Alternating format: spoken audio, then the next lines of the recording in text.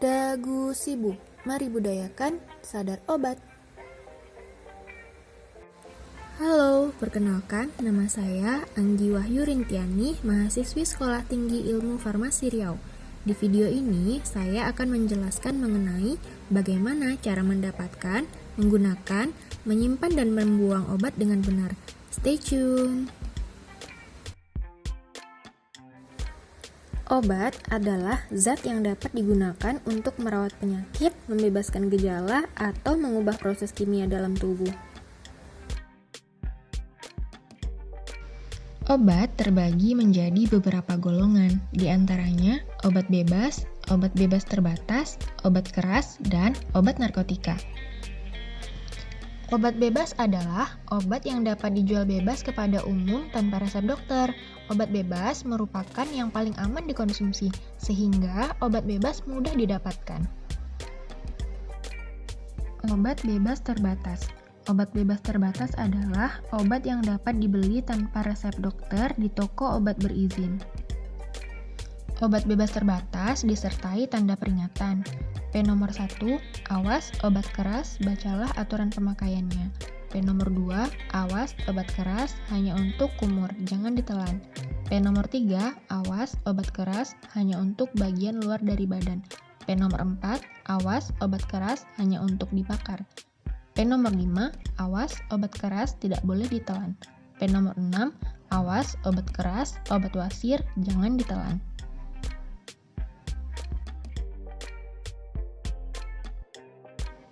Obat keras. Obat keras adalah obat yang hanya boleh diserahkan dengan resep dokter. Jika tidak digunakan secara tepat, dapat menimbulkan efek samping yang tidak baik bagi tubuh. Oleh karena itu, konsultasikan pada apoteker.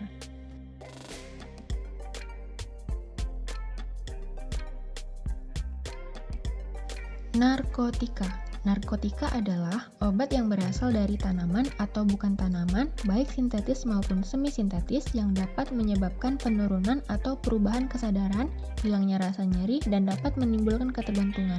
Untuk memperolehnya harus dengan resep dokter. Nah, sekarang saya akan menjelaskan mengenai dagu sibu. Apa sih dagu sibu? Dagu sibu sendiri merupakan sebuah singkatan dari dapatkan, gunakan, simpan, dan buang obat dengan benar yang ditujukan agar masyarakat lebih paham mengenai obat. Dapatkan. Pastikan kita mendapatkan obat di tempat yang terjamin mutu dan kualitasnya. Tempat yang paling terjamin di Indonesia adalah apotik dan instalasi farmasi rumah sakit.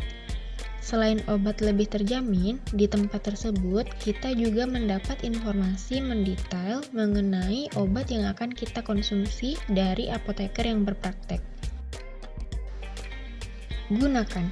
Pastikan obat digunakan dengan benar sesuai dengan etiket yang tertera atau sesuai petunjuk dari dokter dan apoteker. Apabila kurang jelas, bertanyalah mengenai obat tersebut, baik itu khasiat, cara pakai, ataupun efek samping. Bagaimana sih cara minum obat dengan benar? Nah, begini penjelasannya. Obat minum seperti tablet, pil, kapsul, serbuk, atau sirup. Obat diminum dengan air putih kecuali bila ada petunjuk lain seperti dihisap, dikunyah, diletakkan di bawah lidah, atau dikumur. Perhatikan waktu minum sesuai yang tertera pada brosur atau kemasan obat atau etiket obat. Apabila kamu mengkonsumsi obat sirup, sebaiknya dikocok terlebih dahulu dan gunakanlah sendok takar untuk memudahkan meminum obat serta untuk ketepatan dosis atau aturan minum obat. Obat kulit seperti salep, krim, gel, atau pasta. Pertama, cuci tangan terlebih dahulu, kemudian keringkan. Oleskan obat secara tipis dan rata pada bagian yang sakit sesuai dengan jam pemakaiannya. Obat tetes mata dan salep mata. Obat ini merupakan obat steril, maka usahakan penetes ujung pada obat jangan tersentuh tangan atau terkena permukaan lain dan tutup rapat setelah obat digunakan. Jangan gunakan satu obat tetes mata digunakan lebih dari satu orang karena dikhawatirkan bisa terjadi penularan infeksi jika digunakan oleh lebih dari satu orang. Cara penggunaan obat mata yang benar adalah cucilah tangan terlebih dahulu, Tengadahkan kepala agar memudahkan pemberian obat, tarik kelopak mata ke bagian bawah, teteskan atau oleskan pada bagian dalam kelopak mata bawah, tutup mata dan biarkan hingga 1-2 menit agar obat dapat diserap dengan baik.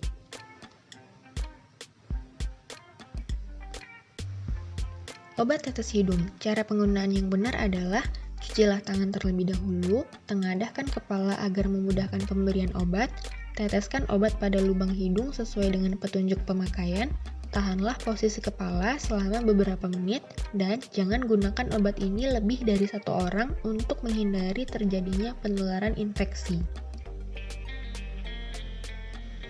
Obat tetes telinga. Cara penggunaan yang benar adalah cucilah tangan terlebih dahulu, miringkan kepala atau berbaring, tarik daun telinga ke arah bawah untuk dewasa atau ke arah bawah belakang untuk anak-anak, sehingga lubang telinga tampak terlihat jelas dan lurus.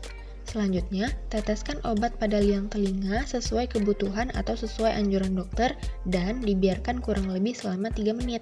Setelah digunakan, keringkan ujung wadah dengan menggunakan tisu. Supositoria. Cara penggunaannya yang benar adalah cucilah tangan terlebih dahulu dengan air bersih dan sabun, buka bungkus supositoria dan basahi bagian runcing dengan sedikit air untuk memudahkan obat masuk ke dalam dubur. Jangan gunakan air panas karena ini bisa merusak supositoria. Berbaring miring di tempat tidur dan tekuk salah satu kaki, lalu masukkan supositoria ke dalam dubur dengan posisi bagian runcing obat menghadap ke dalam. Setelah supositoria masuk ke dalam dubur, kamu harus tetap berbaring selama kurang lebih 5 menit atau 10 menit agar obat tidak keluar lagi. Cucilah tangan menggunakan sabun hingga bersih. Jika supositoria terlalu lunak sebelum digunakan, maka supositoria tersebut harus disimpan terlebih dahulu di dalam lemari es selama 30 menit. Simpan. Agar obat bisa digunakan hingga masa kadaluarsanya, maka kita harus menyimpan sesuai dengan petunjuk penyimpanan yang tepat. Simpan di tempat yang tidak terkena matahari langsung, kering dan tidak lembab. Perlu diperhatikan pula tempat penyimpanannya yang jauh dari jangkauan anak-anak. Sebagian besar kemasan obat mencantumkan kondisi ideal penyimpanan masing-masing obat.